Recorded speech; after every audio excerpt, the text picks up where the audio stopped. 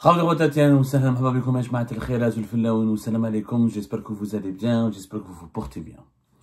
Nous allons aujourd'hui parler d'un homme, mais nous n'allons pas nous attaquer à l'homme. Nous avons des valeurs. Dans notre travail à Algérie Part, les hommes, les personnes physiques en tant que personnes physiques ne nous intéressent pas. Et on n'a jamais été dans les règlements de compte. Et on n'a jamais été dans l'invective. On n'a jamais été dans l'injure ni dans la calomnie. Comme le dit à chaque interview avec Majid Tebboune, la liberté d'expression est tolérée en Algérie, sauf quand il s'agit de calomnie, de diffamation et d'invective et d'injure. Je suis d'accord avec lui. Malheureusement, notre travail est essentiellement basé sur, et uniquement essentiellement basé sur des faits, même s'il nous arrive de nous tromper quelquefois, mais on n'a jamais été toléré, nous, en Algérie. Nous allons parler d'un homme qui est l'architecte de la communication du régime Tebboune, qui est le cerveau de son système de communication, et qui est le directeur général de la direction de la communication du palais présidentiel d'El Maradia. C'est le fameux Kamel Sidi Saïd. Et je pense qu'il est temps aujourd'hui qu'on lui adresse un message, pour lui dire, si Kamel, ça suffit, baraket. Et il est temps de dire un message à Abdelmajid Tebboune, si Tebboune, réveillez-vous, Monsieur Kamel Sidi Saïd est en train de ruiner votre crédibilité. Quand on voit l'interview qui a été diffusée le 26 septembre dernier, c'était le samedi dernier, on était le vendredi dernier, 26 septembre dernier.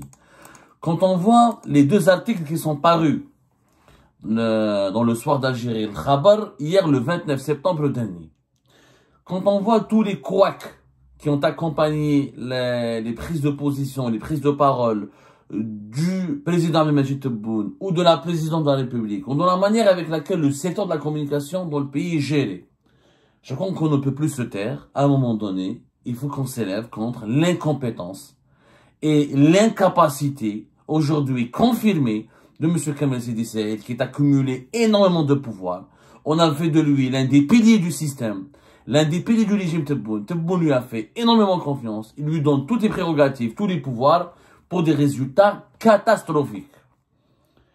L'interview, on en a parlé, une interview méprisante, une interview humiliante, une interview qui a énervé les Algériens et les Algériens par sa médiocrité, par ses bêtises, par son ignorance de plusieurs événements tragiques qui ont endeuillé les Algériennes et les Algériens, comme l'accident de Harrach, comme les enfants Harraga, comme des événements qui ont bouleversé l'actualité algérienne et qui ont bouleversé les Algériens et les Algériens, comme l'affaire de Nasser El-Djen.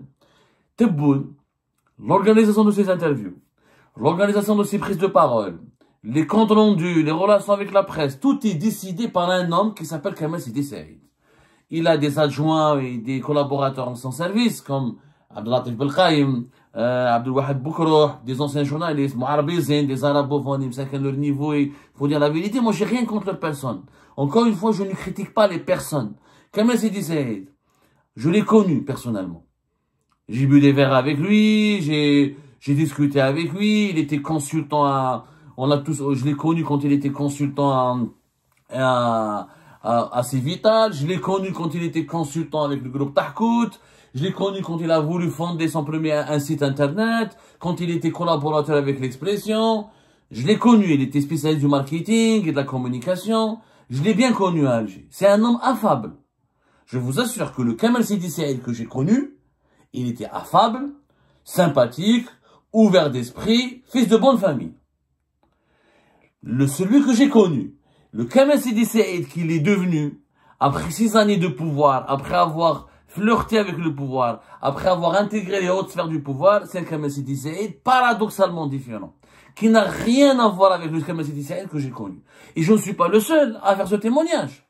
J'ai invité les services de sécurité, j'invite Abdelmajid Tebboune à faire une petite enquête. Parce que Tebboune, son problème, c'est que quand il aime quelqu'un, il ferme. L'amour rend aveugle. Avec Tebboune, il rend plus qu'aveugle. Il rend aveugle, il rend addict.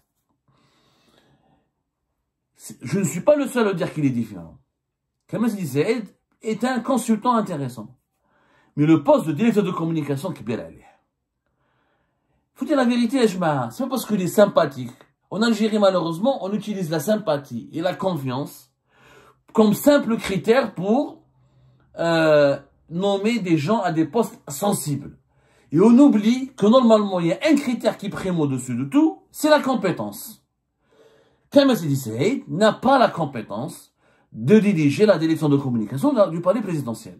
Il n'a pas la compétence de bien conseiller Tebboune. Il n'a pas ni le courage, ni la personnalité, ni la psychologie nécessaire, ni les compétences professionnelles nécessaires pour dire au président, monsieur le président, cette parole n'est pas bonne. Cette parole, cette expression elle n'est pas la bienvenue. Elle est maladroite. Je pense que si vous devriez vous exprimer comme ça, vous aurez un message plus fort. Aujourd'hui, il y a en tout, on peut faire de façon objective 5 reproches. Nous avons dressé 5 reproches que nous faisons à Kamal Sidi Saïd, qui sont des reproches très objectifs. Prenons le premier reproche. C'est que la cellule de communication de la présidente de la République, elle est devenue un centre de règlement de compte. La preuve. Sur l'affaire Nasser Djen, l'article Le Soir d'Algérie et Al-Khabar n'a pas été écrit ni par Le Soir d'Algérie ni par Al-Khabar. Il y a une tradition mauvaise qui s'est imposée avec Kamal Sidi Saïd de la direction de communication. C'est la direction de communication qui écrit des articles. Kamal Sidi Saïd et ses collaborateurs, c'est eux qui rédigent les articles. Et ils les imposent à la presse, aux médias, aux rédactions. Les journaux qui acceptent de se soumettre totalement à leurs ordres sont les journaux qui publient tout ce que la présidence leur envoie comme papier. Comme article. C'est pas des articles, c'est des pamphlets ou des insultes ou des attaques ou des mises au point. C'est pas des articles de presse. Ils sont maladroitement écrits. Ils sont écrits avec un esprit politicien et idéologique. Il n'y a pas eu la volonté d'informer. Souvent, c'est la volonté d'attaquer, de diffamer, de dénigrer. Le Khabar ou Le Soir d'Algérie, ils ont été faits par Kamal Sidi Saïd comme les principaux instruments de propagande. Al-Watan et les autres ne collaborent pas beaucoup avec eux, ou ils ont une distance critique. Donc, Kamal Sidi Saïd a identifié, il a fait du Soir d'Algérie, de Khabar, on les noie, bien sûr, en contrepartie, ils ont accès à la publicité publique, etc., à une manne publicitaire importante. Du coup, cette mauvaise tradition qui consiste à écrire des articles à la place des journalistes, ça n'a jamais existé avant. Auparavant, l'Algérie n'a jamais été la Suisse ou la Suède, n'a jamais été un pays très démocratique, mais auparavant, les centres de pouvoir algérien, notamment la présidence quand elle voulait communiquer, elle a des amis journalistes. La cellule de communication contacte des amis journalistes, on les invite à un café, car on aimerait bien qu'on passe tel message ou tel message, on aimerait bien ensuite le journaliste fait son article. La cellule de communication, elle va le relire et elle va annoter. Mais l'article, il est écrit par le journaliste avec un style journalistique, avec des informations vérifiées. Hier, par exemple, Kamal Sidi Saïd, la preuve de son incompétence, il demande au Soir d'Algérie, Al-Khabar, de dire que le journaliste espagnol Ignacio Sombrero roule pour le Makhzen. Alors que une simple vérification sur Google, t'as pas besoin d'être un expert. Tu fais juste une vérification sur Google, tu vas voir que Ignacio Sombrero, il est indésirable au Maroc, attaqué par la presse proche du régime marocain, par les lobbies médiatiques marocains, et il a eu 4 grands procès contre des personnalités qui lui ont été intentés par des personnalités marocaines importantes. Plus, il est appelé et considéré par les milieux marocains comme un pro-algérien. Il a été, d'ailleurs, on fera tout à l'heure une émission pour dire tous les éloges qui ont été dit sur Ignacio Sombrero par la presse algérienne. Les Algéries patriotiques, les tours sur l'Algérie, ils passent leur temps ou publier ou republier les informations de Ignacio Sombrero qui fait beaucoup de révélations fracassantes sur le Maroc. Ça, c'est une simple vérification sur Google. Yani, Kamal Sidi Saïd, il n'a pas eu le temps de vérifier, ou là, il ne sait pas. Ando Belqaïm, Ando Boukrouh, ils peuvent normalement utiliser Google Bar, comme ils sont des conseillers, ils ont un passeport diplomatique, ils ont des salaires élevés, ils ont des voitures, ils ont des privilèges. Et c'est vous pouvez au moins justifier vos salaires en faisant une recherche. N'importe quel, vous prenez un élève du lycée, normalement, Ignacio Sombrero. Vous allez voir qu'il est pro-algérien. Qu'il attaque le Maroc sur le Sahara occidental. Il est considéré comme pro-algérien, c'est-à-dire il est plus proche des positions algériennes que des positions marocaines. Et la presse algérienne elle-même le dit. Oui, toi tu dis au Khabar et le Soir d'Algérie, tu leur dis, dites que Ignacio Sombrero, il roule, il a été manipulé par le Makhzen. Mais qui est l'idiot qui va croire à ça? Inès, sur son bureau, elle a réagi hier. Elle a dit, c'est ridicule. Vous auriez pu m'attaquer sur autre chose, mais pas sur ça. Je roule pas pour le Merzen, la preuve. J'ai énormément de problèmes avec le Merzen. Donc, comme c'est une cellule, comme c'est dit, sa stratégie est de faire de la communication une arme de règlement de compte. Une arme d'attaque, d'invective, d'injure. Il fait exactement le contraire de ce que demande son président Abdelmajid Tebboune aux journalistes algériens, de ne pas insulter, de ne pas invectiver. Or, toutes les notes, tous les articles commandés par le service de communication de la présidence de la République et tous les rapports ou toutes les opérations de communication lancées par sa propre direction de communication ou par les présidents Sadel sont basés sur l'attaque, l'invective et les règlements de compte. Incroyable. Deuxième grief, les prises en otage des intérêts personnels ou la prise en otage des institutions de l'État par les intérêts personnels. Kama Sidi Saïd, il a joué un rôle dans l'affaire Nasser al-Djinn. Le premier conseiller de Tebboune qui a eu un problème avec Nasser al-Djinn quand Nasser al-Djinn était patron de la Direction Générale de la Sécurité Intérieure, c'était Kama Sidi Saïd. Ça remonte à début mai 2025. À cause de l'affaire Harzallah. Raouf Harzallah, l'affaire on en a parlé le 17 ou le 18 mai. Raouf Harzallah, c'est un journaliste connu. Il a travaillé pour l'Arabia, il a vécu aux Émirats, il dirigeait le bureau de l'Arabia en Algérie pendant longtemps. Là, il dirige le bureau d'une chaîne importante émirati, Sharq News, j'ai oublié son nom, à Paris. C'est un journaliste chevronné, un ancien de l'NTV, qui a risqué sa vie pour l'indécision noire. C'est qui m'a Harzallah, Hafid Raji, Khadija Ben Genna, c'est les poids lourds, ce sont nos aînés. Yani, on en apprenant de leur exemple. Raouf Harzallah, il est ami de Saïd Ben Sdia. C'est un ami très proche de Saïd Ben Sdia. Comme Kamal Sidi Saïd est énervé, il en veut à Saïd Ben Sdia parce que Saïd Ben Sdia l'attaque et fait des révélations sur lui. Il a demandé, Kamal Sidi Saïd, il est intervenu auprès de Nasser al-Djinn pour lui demander de monter un dossier contre Raouf Harzallah. Sauf que Raouf Harzallah est un ami à Nasser al-Djinn, est un ami à l'institution. Il n'est pas ami personnel à Nasser al-Djinn, c'est un ami à l'institution. Parce que les années 90, et après les années 90, Raouf Harzallah, il a rendu des services précieux, c'est pas la peine de m'étaler là-dessus. Ça, c'est à Raouf Harzallah de dire ce qu'il a fait. Moi, je le respecte. Il a contribué, globalement, il a aidé les services de sécurité algériens à identifier, à donner des terroristes ou à contrecarrer la propagande terroriste des années 90. Et il a aidé l'Algérie, il a aidé l'État algérien dans pas mal de problèmes au Moyen-Orient. Donc Nasser al-Djinn, il connaît la valeur et l'importance pour l'institution de Raouf Harzallah. Et Raouf Harzallah, on lui a mis une ISTN, interdiction de sortie du territoire national. Il arrive en Algérie fin du mois d'avril, début du mois de mai. Il va voir Nasser al-Djinn, il lui dit qu'est-ce qui se passe, pourquoi je suis ISTN. Nasser al-Djinn n'a pas voulu dire la vérité. Harzallah, il a voulu ménager, il lui a dit patient, je vais te régler le problème. Nasser al-Djinn tentait de convaincre Kamal Sidi Saïd de ne pas faire du mal à Raouf Harzallah, parce que Raouf Harzallah d'abord n'est pas responsable du comportement ni des propos de Saïd Ben Sdia. Saïd Ben Sdia, Raouf Harzallah, c'est Raouf Harzallah. Donc moi j'ai un ami, par exemple, qui est proche de moi. Les autorités algériennes ne vont pas se venger contre lui alors qu'ils ont un problème avec moi. Il a essayé de lui expliquer ça. Kamal Sidi Saïd, il a insisté. Ils se sont embrouillés. Il y a eu une brouille. Il y a eu une mésentente. Ben Nasser al-Djinn qui n'a pas voulu faire plaisir à Kamal Sidi Saïd pour faire du mal ou pour mettre arrêté ou mettre en prison ou provoquer l'emprisonnement ou l'incarcération de Raouf Harzallah. Alors Raouf Harzallah, pendant cette mise en entente Ben Nasser al-Djinn et Kamal Sidi Saïd, il a quitté le pays, il a clandestinement parce qu'il était sous ISTN, il avait un passeport canadien, donc il a pu fuir le pays à travers un autre, il a fait un périple comme ça pour fuir le pays, et il s'est établi en Europe, il s'est réfugié, il est revenu en Europe. Kamal Sidi Saïd, c'est lui qui va voir, après ce scandale, et après la vidéo de Raouf Harzallah, etc., où Raouf Harzallah demande des comptes, demande des explications à Tebboune, lui dit, moi j'étais ton ami, ou qu'un sahbo Tebboune, Raouf Harzallah. Ils se connaissent, il était proche de lui. Il lui a raconté son histoire, il a mis un mois, pendant un mois, personne n'a voulu lui dire pourquoi il est sous ISTN, qu'est-ce qu'il a fait de mal, il a été contraint de fuir parce qu'il a eu peur de se retrouver victime d'un abus de pouvoir.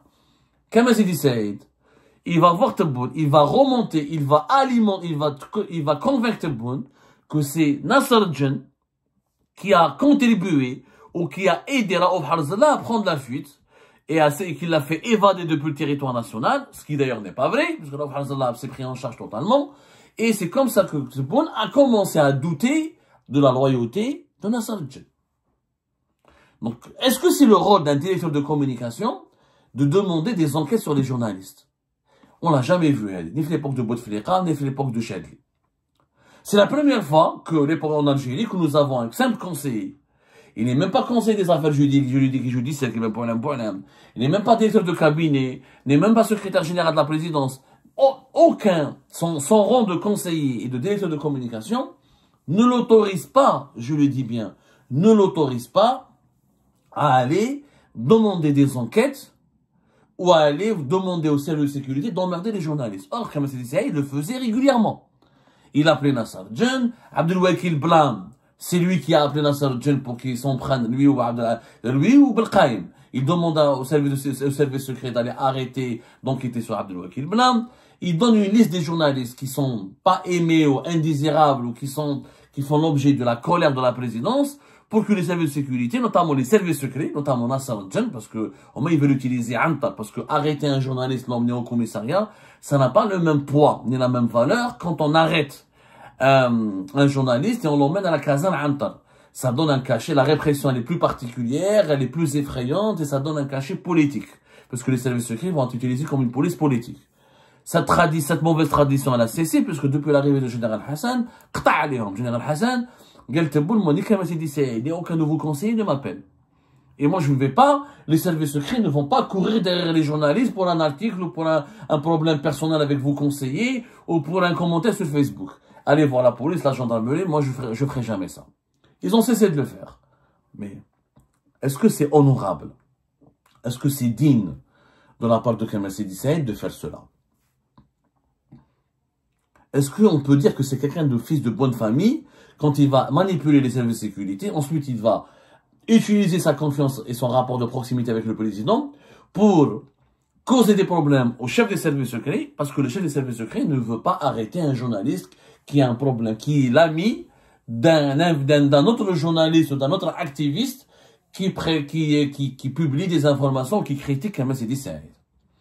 Nous sommes dans un cadre d'instrumentalisation et de privatisation des institutions de l'État et pour des services et pour des besoins privés totalement personnels.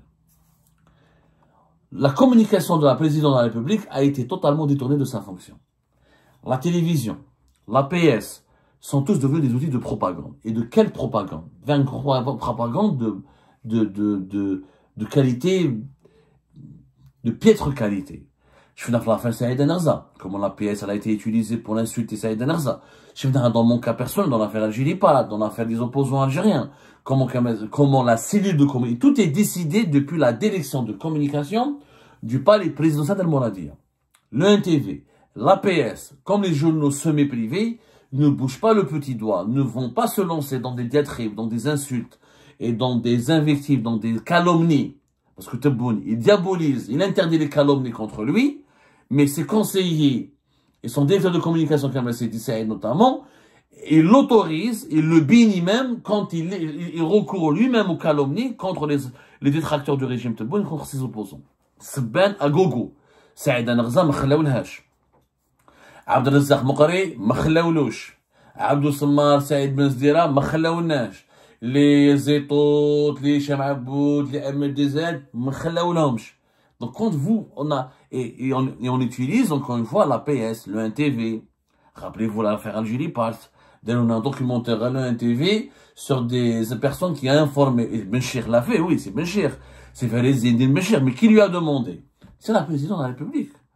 De Boualem jusqu'à Kamal Sidi Saïd. Qu'est-ce que vous avez à tous ces travers ont conduit à quoi? On conduit à une présidence algérienne qui perd toute crédibilité. Dont la crédibilité s'est totalement effondrée. Tebboune, il n'est pas encadré, il passe son temps à dire des conneries dans ses interviews, Il prétend que l'Algérie va intégrer le G20 alors qu'elle n'a jamais intégré le G20. C'est juste un pays invité, un pays membre du G20, ça n'a rien à voir. Les erreurs sur les chiffres, les fake news, les chiffres surgonflés, les informations inexactes, imprécises. Pourquoi? Parce que sa cellule de communication ne fait pas ce travail. Les interviews, normalement, avant d'être diffusées, elles doivent être relues, elles doivent être revisionnées, relues et réanalysées par la cellule de communication. Kamel Sidi Saïed ne fait pas ce travail parce qu'il n'est pas compétent. Il remarque, il fait pas, il remarque pas. Ou là il laisse faire parce qu'il est, au lieu de s'occuper de faire son véritable travail, qui est d'améliorer la communication de la présidence et de la professionnaliser, il est dans les règlements de compte, il fait de la politique. Règlement de compte, répression des journalistes, surveillance des articles, des critiques des journalistes et des réseaux sociaux. Il emploie des influenceurs pour dire du bien de Tebboune, du régime Tebboune, etc. Alors que son travail, lui, c'est pas de faire de la propagande, c'est faire de la communication.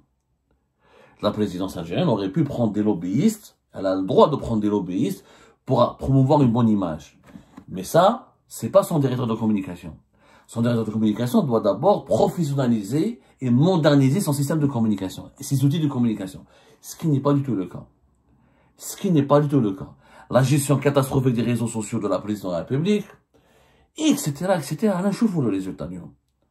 Des opérations de communication maladroites, empreintes de bêtises, de manipulation, des opérations de propagande, encore une fois, de très bas niveau, d'une bassesse incroyable, et un appareil de communication de la présidence de la République qui est devenu un appareil d'invective, de calomnie, d'insultes et de bagarres personnelles. Et bien sûr, la cerise sur le gâteau, la politisation ou le détournement des prérogatives de cette direction de la communication pour servir des agendas personnels et pour des règlements de compte personnels. Kamel Sidi Saïed est en train, je pense, il a déjà ruiné la crédibilité d'Abdelmadjid Tebboune. Il ruine le peu de crédibilité qui lui reste à Abdelmadjid Tebboune. Et Abdelmadjid Tebboune ne veut pas se réveiller. Je pense qu'à un moment donné, quelqu'un, un haut responsable du pays, doit aller voir Tebboune pour lui dire que je suis désolé, mais ces mariages, cette liaison incestueuse entre les journalistes, entre les médias et la direction de communication de la présidence de la République sont en train de devenir un risque systémique d'instabilité pour le pays. Un risque systémique. On perd de la crédibilité, on provoque des polémiques incessantes, la population algérienne elle est choquée, désorientée par ces opérations de désinformation, de propagande, encore une fois d'une qualité, d'une très mauvaise qualité et calamiteuse. En plus, encore une fois, de la prise en otage des institutions de l'État par des conseillers qui sont censés être de simples communicants, mais qui deviennent malheureusement des pôles de décision au sein du pouvoir lui-même. C'est du jamais vu dans l'histoire du régime algérien.